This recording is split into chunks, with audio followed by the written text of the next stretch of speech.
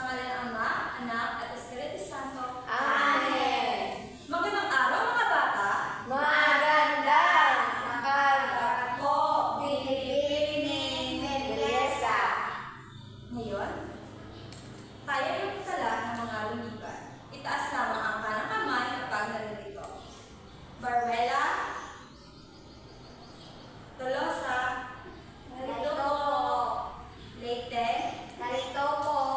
magaling mga bata at walang lumiban.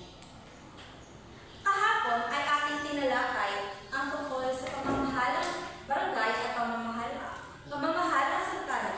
Ngayon, sino sa inyo ang nakaalala kung ano ang pinagkaiba ng dalawa? Ako po. Barbella, Ang pamahalaang barangay ay pinamumunuan ng dato o kapitan. Samantalang ang pamamahalang sultano naman ay pinamumunuan naman ng sultan. magaling! Ngayon, maaari bang tumayo ang lahat at tayo ay sasayaw?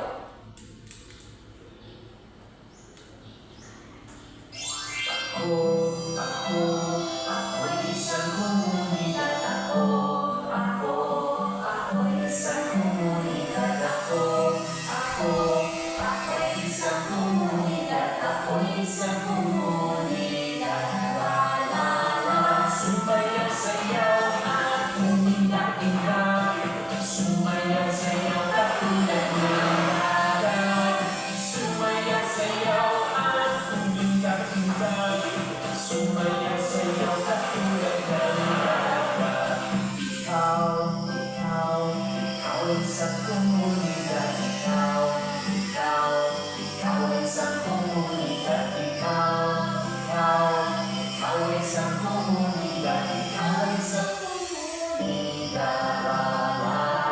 Sumayaw, sayaw at umiyak-iyak. Sumayaw, sayaw katulad ng dagat. Sumayaw, sayaw at umiyak-iyak. Sumayaw, sayaw katulad ng dagat. Tayo'y isang komunidad. Tayo'y isang komunidad. Tayo'y isang komunidad. Tayo'y isang komunidad. Sumayaw, sayaw at umiyak-iyak. Sumayaw, sayaw katulad ng dagat.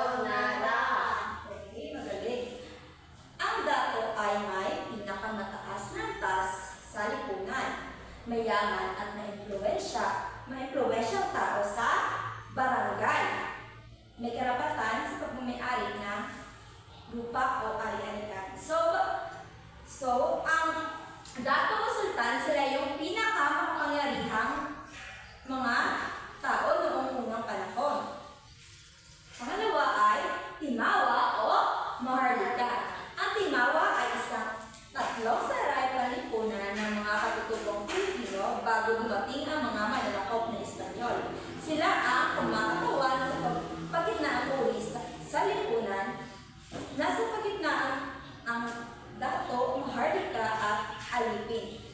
Sila ang kararaming miyembro ng barangay. So, ang timawa, kung nakapuli sila ang pinakadamo nga tao sa lipunan. Tinatawag din maharlika o timagwa. Pagitna ang uri ng pamumuhay. Sila balik, may tatlong uri ng tao noon. Dato, timawa at ang last ay alipin. Ang alipin ay bumubuos sa pagkakababang atas palipunan noong unang panahon. May dalawang uri ng alipin. Aliping Tagalog. Una ay aliping mamamahay at aliping sa gilid.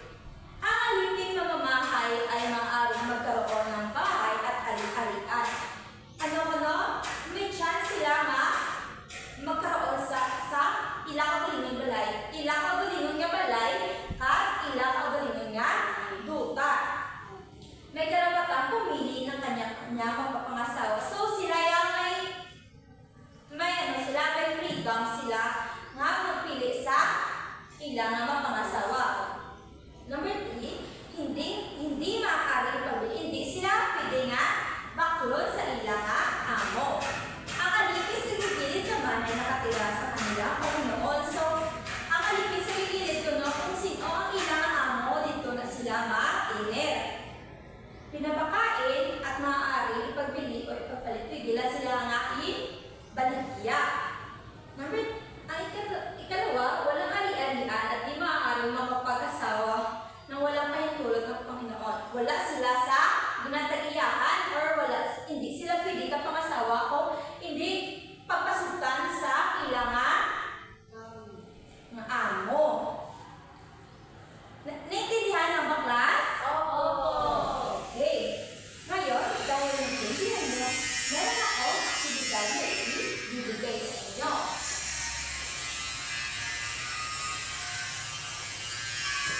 Direksyon. Basahin ang direksyon. Tignan ang mga larawan at ang mga sukat. At ikonekta ang mga ito base sa kanilang direksyon. Maliwanag ba? Oo. Okay. Rowella, maaari ko bang pumunta sa gitna at ikunita ang nasa unang larawan?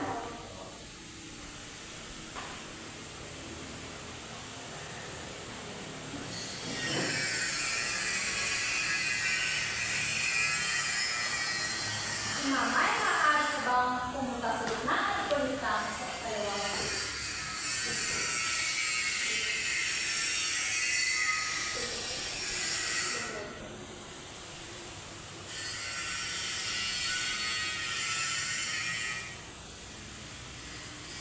Okay, number 3, Kristo, maaari ko bang pumunta sa gitna?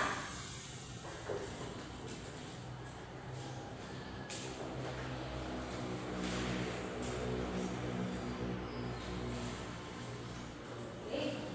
Ngayon, ating tingnan kung tama ba ang inyong mga sagot. Alipin. Pinaglilingkuran ang mga dato. Tama ba? Opo. Okay, magaling. Tama. Timawa. Tagapagtanggol ng mga dato. Tama ba? Opo. Tama. Dato. Pinaglilingkuran at karabatang may-ari ng lupa. Tama ba? Opo. Magaling.